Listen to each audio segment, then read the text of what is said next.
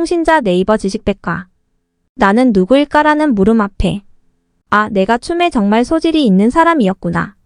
춤을 시작하고 23년 후에 알게 되었어요. 저는 나면서부터 춤에 소질과 끼가 있었던 것 같아요. 큐. 만 26세의 나이로 춤의 세계에 비교적 늦게 입문하신 편입니다. 어렵지는 않으셨는지요? 또 늦은 나이에 춤을 시작하게 된 어떤 계기가 있었는지 궁금합니다. 저는 현대 무용을 했어요. 굉장히 전위적이고 창조적인 춤이죠. 발레와 같이 어려서부터 연마해야 하는 춤이 아니어서 늦게 시작했어도 나이에는 큰 상관이 없었어요. 단지 춤을 추기 위한 몸을 만들기에는 아무래도 10대보다는 20대가 좀 더 힘들 뿐이죠. 그런 차이가 있었지만 제가 춤을 늦게 시작했다고는 못 느꼈어요. 제가 춤을 시작한 것은 아마도 타고난 끼 때문이 아니었나 싶어요. 저에게는 잠재적으로 아주 타고난 소질이 있었고 창조적인 재능도 있었는데 그런 것을 보여줄 만한 계기가 없었던 거죠. 서울이 아닌 충청도에서 자라기도 했고 또 그 시절에는 춤을 선정적이고 천한 것이라고 생각했기 때문에 고상함과는 거리가 멀었어요. 그래서 대학에서 영문학을 전공하고 1966년 미국 뉴욕에 가서는 호텔 매니지먼트를 공부했지요. 그러나 비즈니스는 저한테 안 맞았어요. 저는 인생의 해답을 찾고 싶었고 제가 정말 하고 싶은 게 무엇인가 고민하기 시작했죠. 공연 예술을 찾아보기도 하고 여기저기를 헤매며 다녔죠. 그러다가 운명적으로 춤 공연을 만나게 되었는데 아린 니콜라이엘인 NIKOLAIS 무용단의 공연이었어요. 그 공연은 한없이 자유로운 춤이었어요.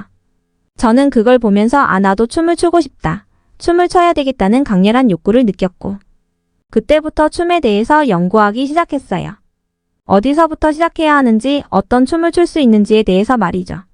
저에게 보장된 건 하나도 없었지만 과감하게 열정 하나로 시작했죠.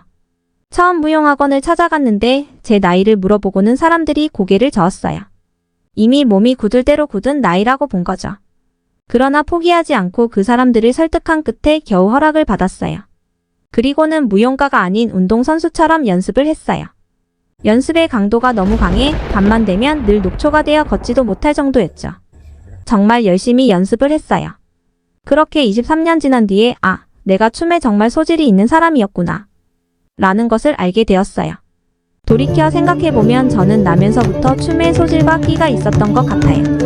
춤을 추는 시간이 저에게는 살아있는 순간이었고 춤이 바로 저 자신을 사랑하는 것이었어요. 춤은 솔직하거든요. 글이나 말, 영화로는 얼마든지 거짓말을 할 수 있지만 몸으로는 거짓말을 못해요. 또 춤은 표현하지 못해서 생기는 몸과 마음의 찌꺼기를 개운하게 비워줬어요.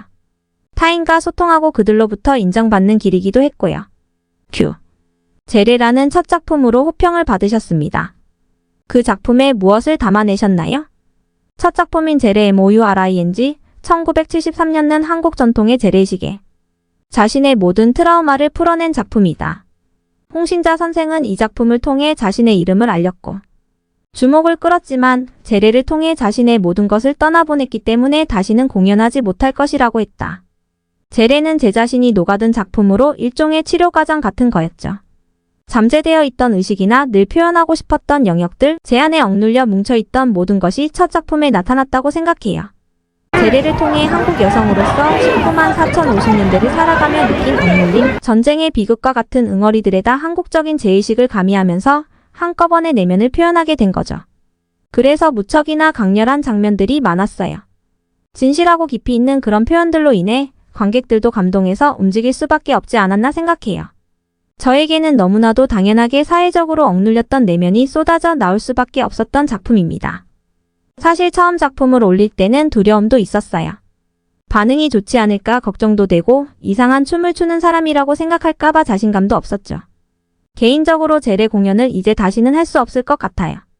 그때 다 담아내고 끝냈거든요. 이제는 그런 감정이 다시 나올 수도 없고 똑같이 되풀이하기도 어색합니다. 그래서 저의 제레는 그냥 제 역사로만 남겨두는 작품이에요. 큐. 인도에서 고행을 하신 것으로 알고 있습니다. 인도와는 어떻게 인연을 맺으셨는지요? 홍신자 선생은 미국에서 활동하다 한국에 돌아왔다가 다시 미국으로 돌아간다. 그리고 호련히 인도로 떠났다. 그곳에서 요기 라즈니 씨를 만나 영적 감흥을 받은 그녀는 무대로 돌아온 그녀는 웃는 돌이라는 자신의 무용단을 창단하고 입에서 꼬리까지 마우스 2TAI에 1981년라는 작품을 무대에 올렸다. 생명의 탄생부터 성장의 신비를 다룬 이 작품에서 홍신자 선생은 만삭의 몸으로 무대에 올라 충격을 주었다. 그녀는 이 작품으로 자신의 세계에 영혼을 불어넣는 무용가라는 평가와 함께 미국 예술진흥원의 우수 안무가상을 받는다.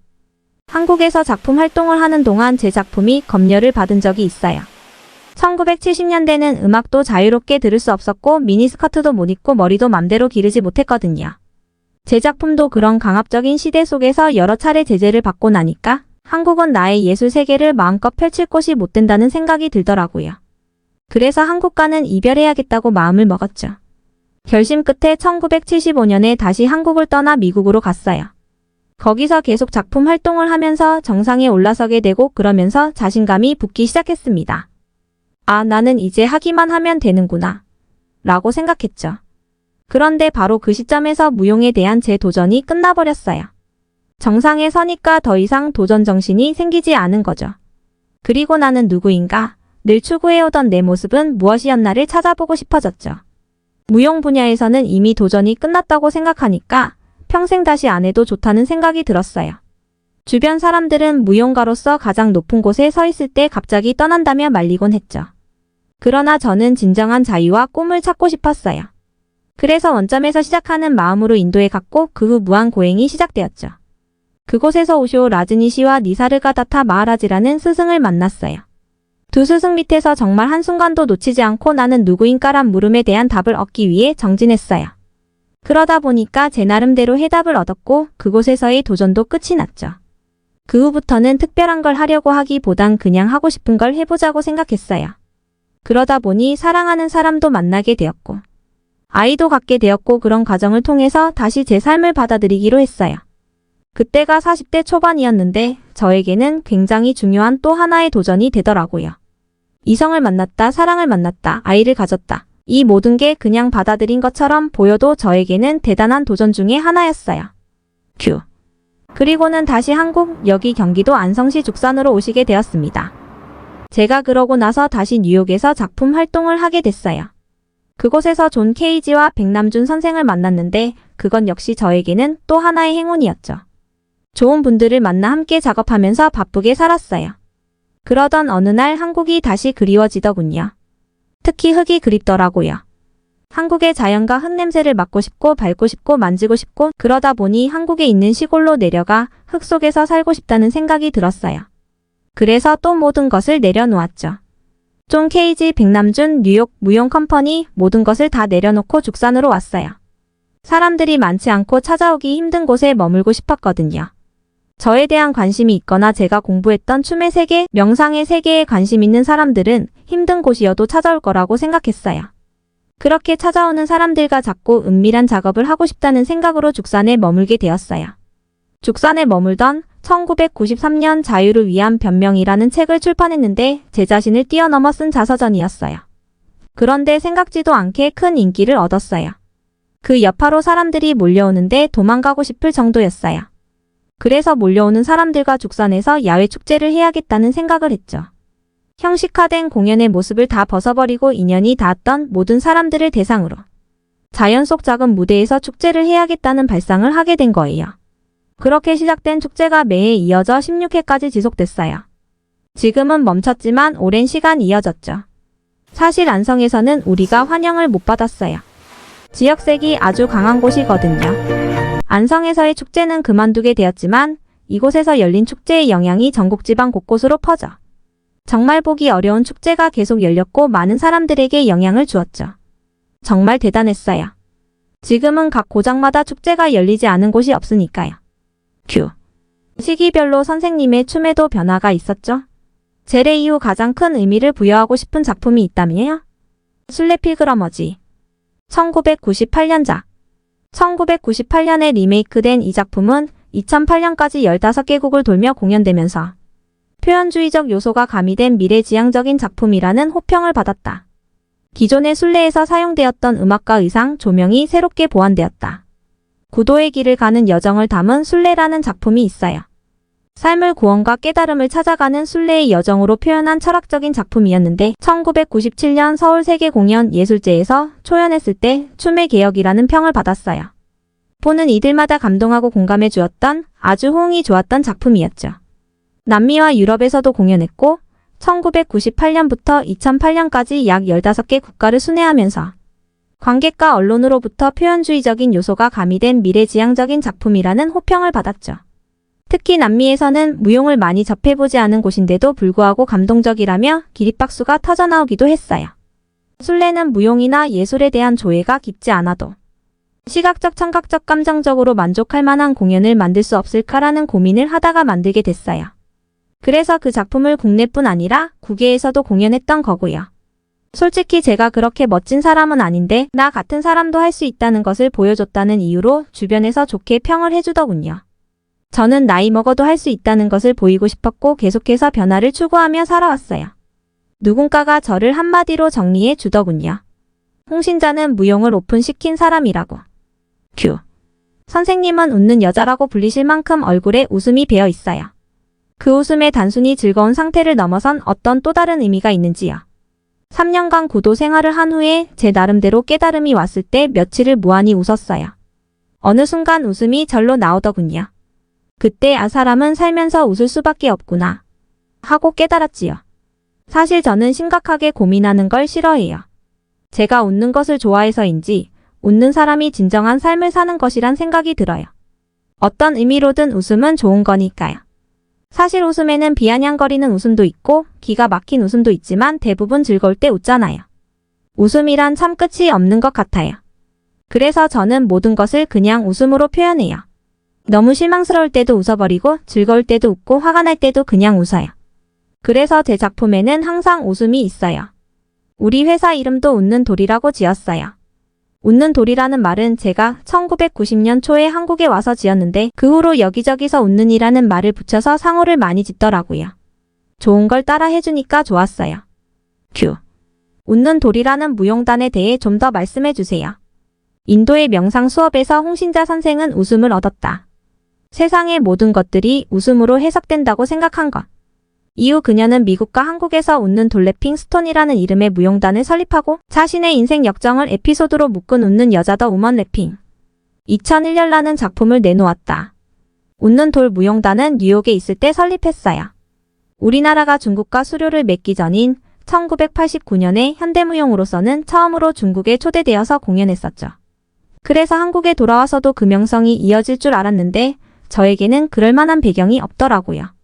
선배나 스승, 제자나 동료 없이 홍신자라는 이름을 걸고 혼자의 힘으로 해보려니 너무 힘들었어요. 그래서 몇 번 해보다가 포기하고 지금은 가끔 솔로로 무대에 서고 있죠. 어떤 분은 이런 말도 했어요. 저를 예로 들어서 한 얘기인데 예술가를 성장시키려면 국가적으로 투자를 해야 하는데 성공해서 돌아온 사람을 오히려 사라지게 하면 어떻게 하느냐고요. 백남준 선생이 살아계실 때는 홍신자를 돕고 후원해야 한다는 말씀도 많이 하셨어요. 그렇지만 한국에서는 혜택을 전혀 못 받았죠. 그것도 저의 운명이라고 생각해요. 저는 다른 면으로 많은 행운을 받은 사람이니까 그냥 받아들이고 있어요. 큐. 춤은 어떻게 구상하세요? 선생님만의 특별한 방법이 있으신가요? 대부분의 구상은 삶 속에서 나오고 제가 경험한 것에 의해 영감을 얻곤 해요. 사람마다 생각하고 있는 것이 다른데 그것은 본인이 살아온 인생에서 기인하잖아요. 어떤 때는 자연에 의해 또 어떤 때에는 전쟁의 역사를 가진 삶에서 또 오래전부터 깊이 고뇌하고 있던 것이 나중에 풀렸을 때 몸으로 표현된다고 봐요. 그래서 모든 영감은 자신의 주변과 깊은 관련을 맺고 있죠. 저는 음악에서 영감을 받기도 하고 어떤 때는 움직임이 먼저 떠올라 작품을 만들어 가기도 해요. 언제나 열린 마음으로 다양한 각도에서 안무를 구상하는데 조용하게 혼자 있을 때 특별히 떠오르는 것이 많아요. 주로 새벽에 깨어 있을 때 가장 머리가 맑아지죠. 그 전날 다 잊어버렸던 것도 아침이 되면 떠오르곤 해요. 그래서 아침이 좋아요. 아침을 기대하면서 되도록이면 일찍 자고 일찍 일어나죠.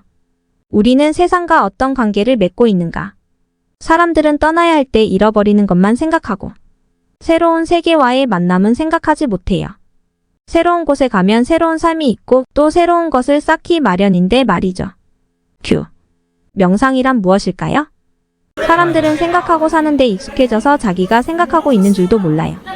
생각 그 자체가 삶이에요. 우리가 하루 동안 생각하는 내용을 살펴보면 꼭 하지 않아도 될 생각이 아주 많거든요. 매일 1년 365일 일생 동안 그런 생각 속에 얽매여서 살고 있는 거예요. 명상을 통해서 어떻게 우리의 생각을 비워낼 수 있나 고민해 봐야 해요. 불필요한 생각을 비워내면 또 하나의 충만감인 자유로움을 경험할 수 있어요. 우리가 다 비우면 더 자유로워진다는 말입니다. 생각을 계속하고 있으면 자유롭지 못해요. 생각이 없는 상태에서 더우니까 옷을 벗자라고 하면 바로 옷을 벗잖아요. 그런데 생각이 많으면 이거 벗으면 안 되는데라고 하게 돼요. 이게 벌써 자유롭지 못한 거 아닌가요? 우리는 생각의 노예가 되어가고 있어요. 영원히 우리를 생각의 새장에 가두고 쇠사슬로 조여매고 그 속에서 왔다 갔다 하는 거죠. 자유롭게 사는 것 같지만 생각의 노예처럼 살고 있죠.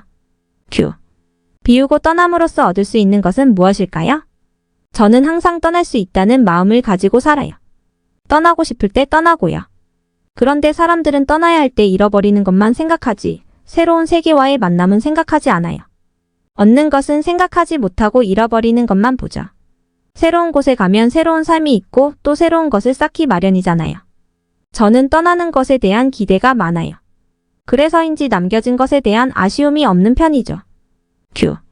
70세가 넘어서 재혼하셨어요. 70대의 결혼은 또 다른 세계일 것 같은데요. 어떠신가요? 제주도에서 열린 베르너 4세와의 결혼식. 홍신자 선생은 나이 70이던 2011년 1살 아래인 한국학 학자인 독일인 베르너 4세와 재혼했다.